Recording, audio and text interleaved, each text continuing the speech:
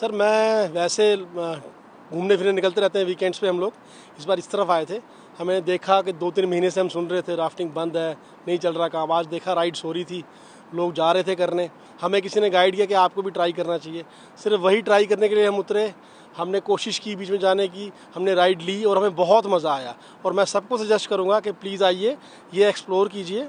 और हमने इन्जॉय किया, आप लोग भी इन्जॉय कीजिए। और मैं ऐसे देखता हूँ कि ये बड़ा अच्छा यहाँ पे चल रहा है। मतलब लोगों को, जैसे लोग कहीं बोर हो गए घर में या कहीं बाहर घूमने जाना है, माता के दर्शन किए, कहीं और गए, वापसी में ठंडे पानी में आपने एक बार राइड ले ली तो सारी थकान भी उतर जाती है। और आपका जो वीकेंड है या आपका जो वेकेशन है, उसको एक अच्छे मूवमेंट पे आप ख़त्म करते हैं आके। तो मेरा नाम वीर गुप्ता है, मैं सूरत गुजरात से आया हूँ। ये जैसा कि इनने कहा, ये राफ्टिंग 6 महीने बाद चालू हुई है।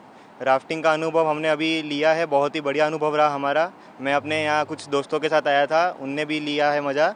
बहुत ही अच्छी राफ्टिंग है, यहाँ पे पानी भी बहुत ठंडा है। ये हंसी वादियों के बीच में जो राफ्टिंग है उसका मज़ा बहुत ही अच्छा है।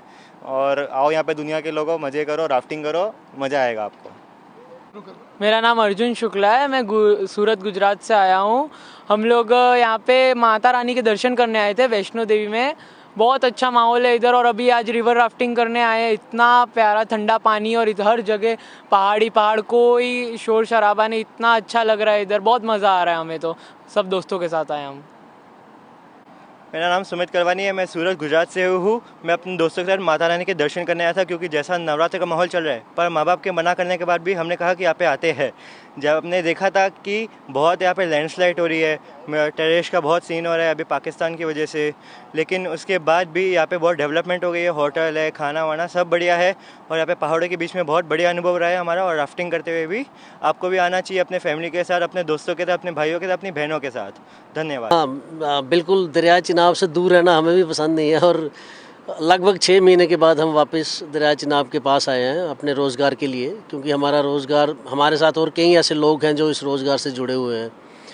तो काफ़ी इफ़ेक्टिव रहा हमारे ऊपर ये वाला समा, ये टाइम जो पिछला गया। क्योंकि पहलगाम अटैक, उसके बाद ऑपरेशन सिंदूर, फिर मौसम की मार, और ये सारा इसका जो डायरेक्ट इम्पैक्ट है वो हमारी टूरिज़म इंडस्ट्री को रहा। चाहे वो होटलर्स हैं, चाहे वो ट्रैवल एजेंट्स हैं, वो टैक्सी ड्राइवर्स हैं, कोई भी जो टूरिज़म रिलेटेड काम करते हैं, उन सबके ऊपर इस चीज़ का इफ़ेक्ट डायरेक्ट रहा।